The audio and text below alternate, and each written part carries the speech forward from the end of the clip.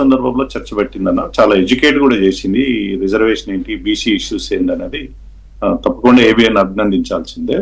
So నిజానికి వల్ల reservation అనేది, బీసీ రిజర్వేషన్ అనేది కామారెడ్డి డిక్లరేషన్ తోటి కాంగ్రెస్ పార్టీ సర్వే చేయడం ఆ ప్రయత్నం చేస్తుంది. సర్వేలో అనేక లోపాలు ఉన్నప్పుడు కూడా ముందుకెళ్లడం అనేది మేము తప్పకుండా స్వాగతిస్తాం. ఇవాళ 42% రిజర్వేషన్ ఇస్తూ జీవో 9 తీసుకురావడం, దాన్ని ఛాలెంజ్ చేయడం కొంతమంది మా బీజేపీ నాయకులు గారన్న, మీరు ఇంట్రోలో చెప్పినట్లు ఎక్కడ కూడా బీజేపీ నాయకులు, బీజేపీ కార్యకర్తలు కానీ నాయకులు కానీ ఎవరు కూడా దీనికి వ్యతిరేకంగా ఎవరు పిటిషన్ వేయొద్దని మా అధ్యక్షులే స్వయంగా చెప్పడం జరిగింది ఇంటర్నల్ మీటింగ్స్ లో. మాకు సంబంధం లేదు, ఎవరైనా పిటిషన్ వేశారో వాళ్ళకి మాకు సంబంధం లేదు, ఏ కార్యకర్తతో తెలుసుకోవాలి. సో రెండోది ఏంటంటే, రాష్ట్ర ప్రభుత్వానికి సంపూర్ణమైన అధికారం ఉంది ఆర్టికల్ 243(6)B కింద కాన్స్టిట్యూషనల్ అమెండ్మెంట్ లో, అంటే 73-74 అమెండ్మెంట్ లో లోకల్ రిజర్వేషన్స్ కు, లోకల్ బాడీస్ లో రిజర్వేషన్ ఇచ్చే హక్కు ఆయా రాష్ట్ర ప్రభుత్వాలకే రాజ్యాంగ హక్కు కల్పించి, దానికి అనుగుణంగానే ఇవాళ జీవో జారీ అయింది. సో ఇక్కడ సుప్రీంకోర్టు జడ్జిమెంటే అందరికి అడ్డు వస్తుంది. సుప్రీంకోర్టు జడ్జిమెంట్ ఏంది, 50% క్యాప్ దాటొద్దని. అది యాక్చువల్ గా ఎంప్లాయ్మెంట్ కి సంబంధించినటువంటి 50% క్యాప్ ని అనేక కేసెస్ లో దాన్ని పొలిటికల్ రిప్రజెంటేషన్ కూడా 50% క్యాప్ తీసుకొచ్చారు. యాక్చువల్ గా ఎంప్లాయ్మెంట్ లో మెరిట్ 50% ఉండాలి, రిజర్వేషన్ 50% ఉండాలని సుప్రీంకోర్టు ఉద్దేశం కావచ్చు. కానీ పొలిటికల్ రిప్రజెంటేషన్ మెరిట్ ఏందన్న, మనకు అందరూ తెలుసు. రాజకీయాల మెరిట్ ఏంటి, డబ్బు ఉందే మెరిట్ కదా, డబ్బు ఉంటే మెరిట్ ఉన్నట్టే. సో ఇవాళ బీసీలకు 42% రిజర్వేషన్, ఎస్సీ ఎస్టీలకు కలిపి 69% రిజర్వేషన్ అవుతుందని చెప్పేసి కొంతమంది కోర్టుకు వెళ్ళడం, ఇది చాలా దురదృష్టకరం. నిజానికి ఎవరైనా మా రామోహన్ భాయ్ ద్వారా నేను ప్రభుత్వానికి లేదా ముఖ్యమంత్రి గారికి రిక్వెస్ట్ చేస్తున్నా, ముఖ్యమంత్రి గారు ఆ పిటిషన్ వేసిన వాళ్ళని పిలిపించి మాట్లాడుకుంటే విత్డ్రా చేసే అవకాశం ఉందేమో. ఇప్పుడైనా ప్రయత్నం చేయాలని, ఈ రోజైనా ప్రయత్నం చేయాలని కోరుకుంటున్నారు. రేపు ఎందుకంటే హైకోర్టులో కేసు వస్తుంది కాబట్టి. సుప్రీంకోర్టు ఏం చెప్పింది, వాళ్ళ మీరు హైకోర్టులో కేసు వేయంగా, హైకోర్టులో పెండింగ్ ఉండగా ఇక్కడికి ఎందుకు వస్తారు, అక్కడ తేల్చుకోండి అని చెప్పింది. అంటే 42% రిజర్వేషన్ అవునలేదు కాదనలేదు, మీకు ఏమైనా అభ్యంతరాలు ఉంటే హైకోర్టులో కేసు ఉంది, అక్కడ వాదించి అక్కడ ఏమైనా జడ్జిమెంట్ మీకు నెగిటివ్ వస్తే ఇక్కడికి రండి అని చెప్పింది. ఇవాళ రేపు మొత్తం దృష్టి అంతా రేపు హైకోర్టు జడ్జిమెంట్ పైన ఉంది.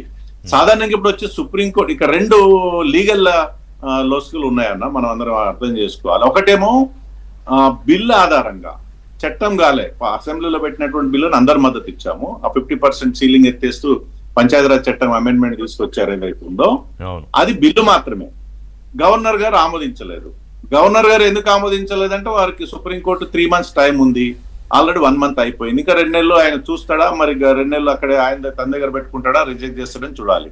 చట్టం కాకుండా అంటే దాని మీద కూడా పొలిటికల్ గా విమర్శలు వచ్చాయి కదా, గవర్నర్ ఆమోదించకపోవడం మీద కూడా అందరు పోవాలని కోరుతున్నాను. బీజేపీ కానీ, కాంగ్రెస్ కానీ, బీఆర్ఎస్ కానీ అందరు నాయకులు అఖిలపక్ష సమావేశంతో గవర్నర్ గారి దగ్గర కూర్చోవాలా, అవసరమైతే ప్రధానమంత్రికి కలవాలి, రాష్ట్రపతికి కలవాలని నేను చాలా సందర్భంలో మనం మాట్లాడుకున్నాం. ఇప్పుడు చెప్పేందంటే, ఈ జీవోలు ఉన్న లొసుకులేదు, రేపు స్టే రావచ్చు లేదా జీవోనే కొట్టేయచ్చు అనే అనుమానం ఎందుకుందంటే, ఏదైనా బిల్లు చట్టం కాదు. బిల్ అనేది అసెంబ్లీ పాస్ అయినప్పుడు కూడా అది యాక్ట్ ఎప్పుడు అవుతుందంటే గవర్నర్ కాన్సెప్ట్ ఇచ్చినప్పుడే.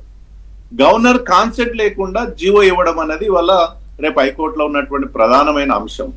ఆ బిల్లు ఆధారంగా జీవో ఎట్లా చేస్తారన్నది ఇప్పుడు ఎవరైతే కోర్టుకు పోయాలో మాట్లాడుకున్నారు.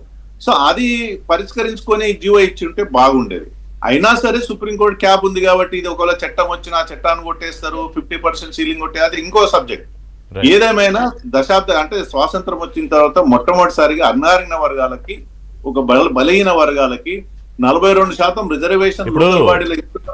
మంత్రి పొన్నం ఏమంటున్నారంటే, మీరు ఎలాగో వ్యతిరేకం కాదు, సరే మీరు కొంత కాంగ్రెస్ రాజకీయం అన్నా లేకపోతే ఏదో విమర్శ చేసినా మీరు కూడా కమిటెడ్ గానే ఉన్నారు కాబట్టి మీ పార్టీ అధ్యక్షుడిని ఆయన్నే స్వయంగా వాదించమని ఒక ప్రపోజల్ పెట్టారు మంత్రి. తప్పకుండా మేము మాట్లాడతాం డెఫినెట్ గా, ఎందుకంటే ఇది మా అధ్యక్షుల వారు చాలా స్వయంగా చెప్పింది. ఎందుకంటే మనకు కొన్ని రిజర్వేషన్ ఉన్నప్పటికీ కూడా 10% ముస్లింస్ ని బీసీలకు కలిపినప్పుడు కూడా విశాలమైన దృక్పథంతో బీసీలకు లాభం అవుతున్నటువంటి సందర్భంలో పార్టీ తరపున ఎవరు కూడా ఏ క్యాండిడేట్ అయినా కోర్టుకు వెళ్ళొద్దని మాకు అనధికారికంగా ఇచ్చినటువంటి ఇన్స్ట్రక్షన్స్ మా అధ్యక్షుల వారు. డెఫినెట్ గా వారు స్వతహా అడ్వకేట్, వాళ్ళు క్రిమినల్ లాయర్ కూడా, చాలా సుదీర్ఘమైన అనుభవం ఉంది. అవసరం అనుకుంటే వారు కూడా వాదిస్తారు, తప్పేం లేదు. బోర్ నరసయ్య గౌడ్ పిటిషన్ వేసారా, ఏదో మాట్లాడారు, కన్ఫర్మ్ మీకు ఐడియా ఉందా అది? బూర్ నరసయ్య గారు వ్యతిరేకంగా ఇక్కడ వెళ్ళలేదన్న. మా ఆర్ కృష్ణయ్య గారు ఇప్పుడు ఇంప్లీడ్ అవుతున్నారన్న. ఇప్పుడు ఆర్ కృష్ణయ్య గారు బీజేపీ ఎంపీగా అవును సో అనుకూలంగా రిజర్వేషన్ కొనసాగించాలి, ఆ జీవోని అమలు అవును చేయాలి. ఏ చేశారు అనుకూలంగా ఇంప్లీడ్ అయ్యారు వీళ్ళందరూ. ఎగ్జాక్ట్లీ అన్న. కాబట్టి ఎవరు వ్యతిరేకించిన సందర్భంలో చట్టంలో ఉన్నటువంటి అంటే లీగల్ లొసుగుల కారణంగా రేపు ఏదన్నా హైకోర్టులో కొట్టేస్తే Okay. తర్వాత ఏందనేది మనం ఆలోచించాలి. బాలాజీ గారు. డెఫినెట్ గా ప్రభుత్వం చర్య. నా రిక్వెస్ట్ ఏంటంటే మళ్ళీ మరొకసారి రామ్మోహన్ భాయ్ ద్వారా ముఖ్యమంత్రి గారికి రిక్వెస్ట్, ఎవరైతే పిటిషన్ వేశారో వాళ్ళని పిలిపించి విత్డ్రా చేయిస్తే, ముఖ్యమంత్రి హోదాలో విత్డ్రా చేస్తే డెఫినెట్ గా విత్డ్రా చేసుకుంటారు. ఆ ప్రయత్నం జరగాలని కోరుతున్నాను. ఓకే బాలరాజు యాదవ్ గారు, ఒకటి సో బీజేపీ అన్నట్టే బీఆర్ఎస్ కూడా దీనికి ఏం వ్యతిరేకం కాదు, బట్ కమిట్మెంట్ని అయితే ప్రభుత్వ చిత్తశుద్ధిని మీరు క్వశ్చన్ చేస్తూ ఉంటారు. ఇప్పుడు వారు చెప్పినట్టే ఎందుకు గవర్నరు ఆమోదం పొందకుండా బిల్లు తీసుకురావడం. సరే, ఇప్పుడు కాంగ్రెస్ పార్టీ వాదన ఏంటంటే